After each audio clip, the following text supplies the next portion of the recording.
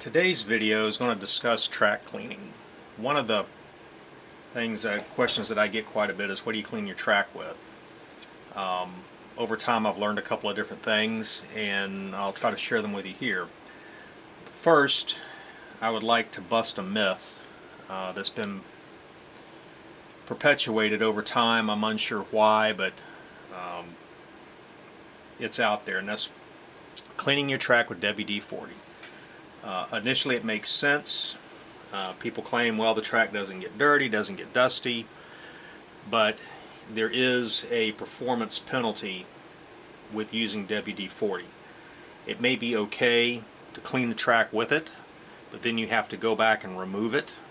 The problem most people have is they'll put it on, they'll mop it down, they may take a rag and wipe some of the excess off, but over time it tends to build up, and some of the worst tracks that I've ever run on have been cleaned or mopped with WD-40 and not ever really gone back and had that buildup removed, and it just tends to get very gummy. But what we have here on the right, this is a piece of Tommy track. We've mopped this piece down with WD-40. We wiped off the excess, and this particular piece we've cleaned it thoroughly with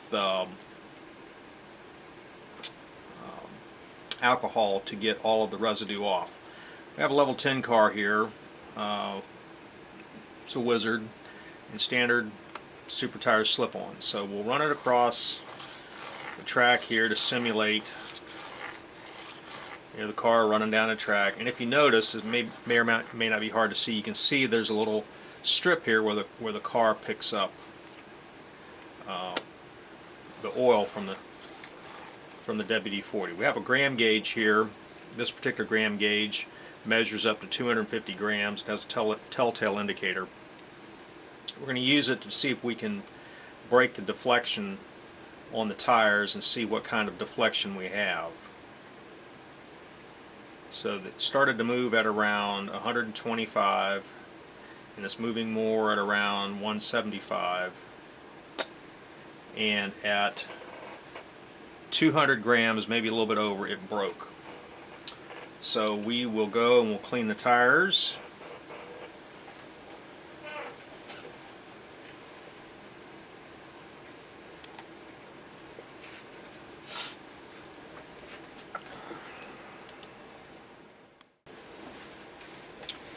Alright, we're back with clean the tires. We'll reset our gram gauge.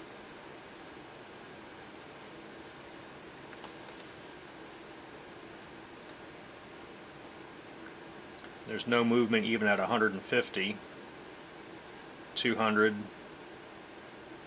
over 200, coming up on 250, past 250,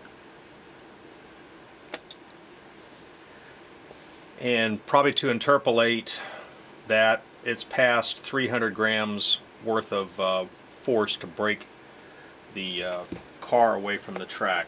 So I could go out and do a much more extensive test on the Scorpion. We could run some laps with the track perfectly clean. We could then go mop it down with WD-40 and run some other laps. But I know from experience that cars never run good on an oily surface, and the WD-40 is an oily type of material. So what you have here is proof that you have more traction on a clean, dry surface with clean, dry tires than you do with any other method of cleaning a track. One of the things that you can do is actually Big Orange or some similar orange cleaner does pretty good. It gets all the grease off because citrus is a natural degreaser.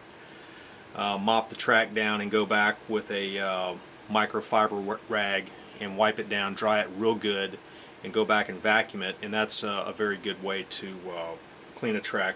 One of the problems with plastic tracks, if you use any kind of solvent-based cleaners such as naphtha or whatever, it dries the plastic out and makes it brittle.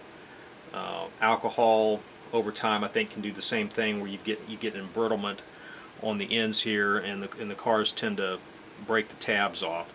So I would recommend some kind of citrus-based orange cleaner, and then you go, once you mop it down, and dry it, you go back with a microfiber rag right after. You need to do a section, say 3 foot at a time, where you don't let the product dry completely, and then vacuum it, and you'll have a really good racing surface.